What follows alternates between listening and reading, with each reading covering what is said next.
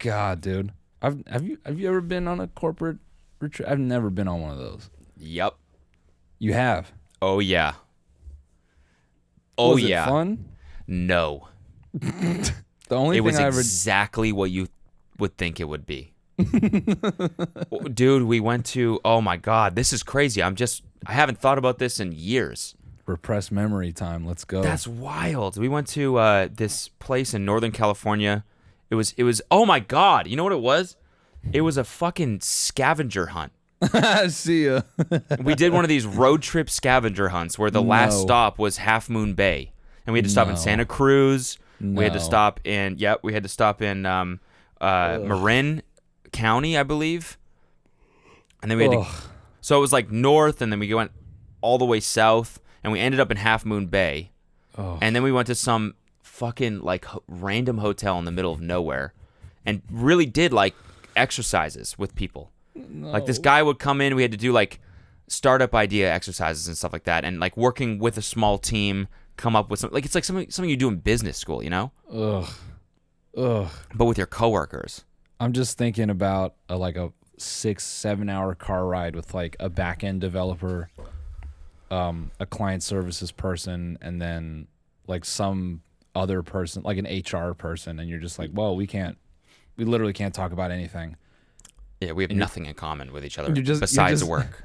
You just have to do, yeah, but it's like you're in like, imagine you're in like different enough departments, or like someone, like I say HR person because meaning like you can't even make inappropriate shit. Like you just got to sit there and do customer service for 8 hours. Yeah.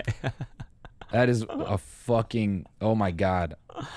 I'd quit. I'd get a fucking Uber and go home. It really was something else. Like we were in one of these like old wooden hotels in the middle of the forest. Yeah. So there's no escape. You're just there. You're isolated with your coworkers.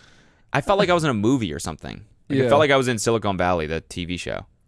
Yeah. The only like corporate retreat type thing I did is I got sent to a fucking dev conference for JavaScript in San Francisco. And it was dumb as hell because I was there for like basically 1.5. Was it 1.5 days? I don't know. It was so short of a time that I didn't bring. I brought like just like 2 pairs of underwear and like another shirt and like some socks. And then I ended up just having all that in my back. But I remember the day I landed, the hotel wouldn't let me in for like until the evening. Like, you're supposed to get 3 o'clock check-in, but they were like, oh yeah, sorry, your room's not gonna be ready till 10. So I was just walking around San Francisco, burning up. The Tenderloin? Yeah, the Tenderloin. No, I was like right there. And it was hot as fuck, and I thought it was gonna be cold, so I was wearing like long sleeves with like a jacket, and I was with a beanie, and I'm stripping all these layers, but I'm just fucking dying.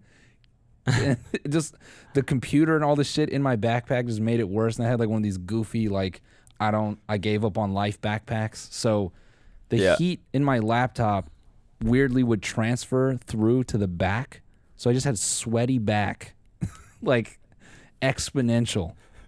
You've never felt more like a developer than in that moment. No, it felt so terrible. And sweaty back, looking for a coffee bean that you can work at. It did exactly that. And I'm sitting, and I found some Starbucks, and I'm working on whatever dumb fucking side project that you're always working on as a dev, and I'm like just writing this code with hot ass back, with my underwear falling out of my backpack. I'm like, this is how did I end up here? You know, the piss room in Bergheim, that was actually inspired by the Tenderloin. Because your chances of getting pissed on just walking down the street, pretty fucking high. Oh, yeah. In SF, man, you can't walk around downtown San Francisco with an open mouth. You got to be very careful. It might get coughed into, peed into. Fucking come into. Yeah, the mask thing is a blessing for downtown San Francisco. Yeah. Need it. Exactly. You need that. Need it. Yeah.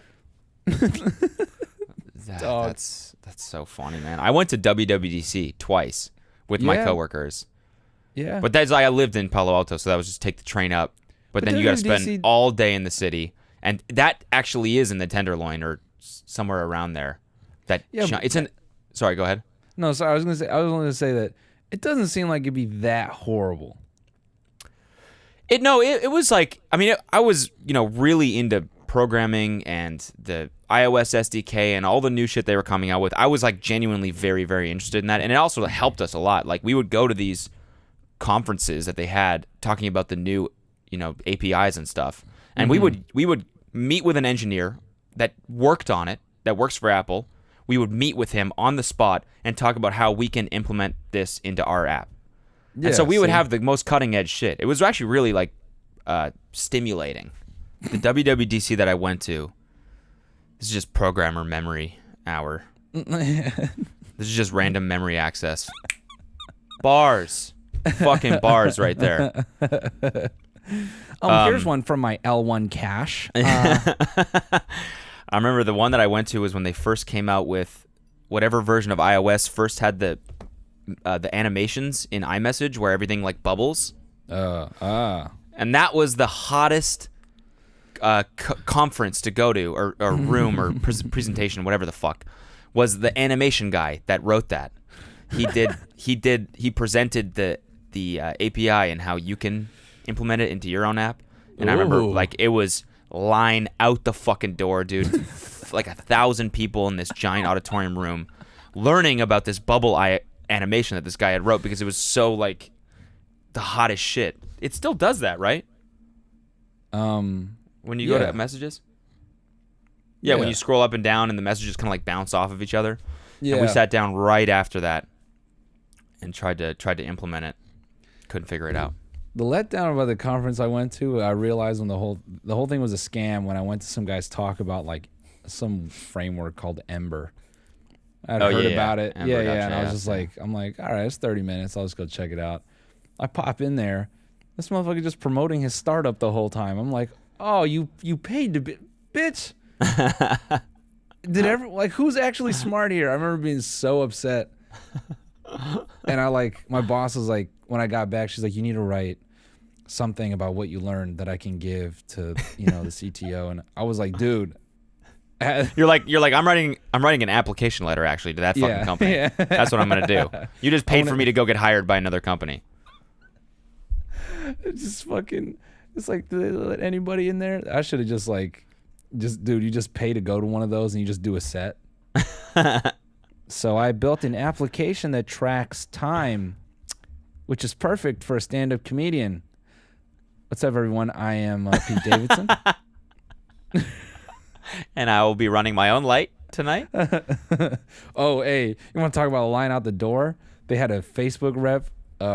He was like one of the core team of the guys who made React. Mm-hmm. Oh, man, that guy was getting a hell of programmer pussy. Yeah, what year was this? 2014. Yeah. Okay, so this is when it first started. Everyone thought it was going to be the next shit, which it is. So many people use React now. Yeah, React's huge, but oh man, programmer dudes lined to the fucking back. Yeah. Standing room only. This guy was the Jesus of the conference, dude. He got up there like, this is fucking Dan Danielson from Facebook, and he's here to talk about React. Fucking dudes throwing bras. Yeah. Programmers pulling out their fucking moves. Their moves. Sign my moves! Sign my moves!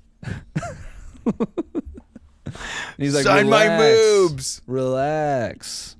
Dude, it was wild. He'd show like a feature of React and the whole room would go, they'd start clapping. Everyone just start clapping. You're a rock star, dude. Dude, it was the weirdest shit. Anyone can be a rock star in their own regard. They truly can, man. That's a life lesson right there.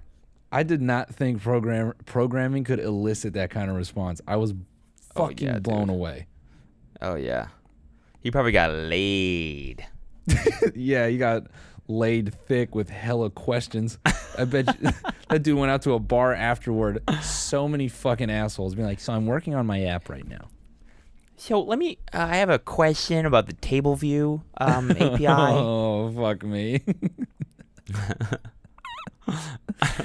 Speaking of tech, let's end this episode. Play my chip song. Oh yeah, I finished this with the chat yesterday. Oh fuck! Hold on, I have to. All right, let's see if this works. You can just drop it in Chrome. I'm pretty sure. Okay. Everybody get the chip. Civilians know what it is. There ain't no reason to resist. We know the government's the best. I love the government. I got the rollie on my wrist, and underneath I got the chip. The government can watch me piss. My privacy will not be missed. The government just watch me fuck your bitch. Oh, it might be really, really small, but the Guys, chip controls us go get your all. chips. The feds know when I'm at the mall. I'm not alone in the bathroom stall. Put the chip right in my wrist. Wait, Everybody get the chip. wait. The best part's coming up. Hold on. Civilians know what it is. There ain't no reason Oh. to resist. We know the government's the best. Right here. Flagging. I love the government. Hit it if you know you chipped. Hit it if you know you chipped. Hit it if you know you chipped. The Dobre brothers are like, Hit yes. it if you know you chipped. Oh. Chip me, daddy.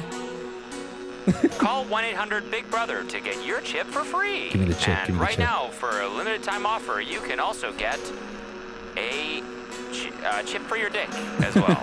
Your dick can get chipped, so we can track how much you're not having sex. All of this and more can be yours for the low, low price of your freedom. Call now. Hell yeah, dude. Nice. There it is, baby. The chip.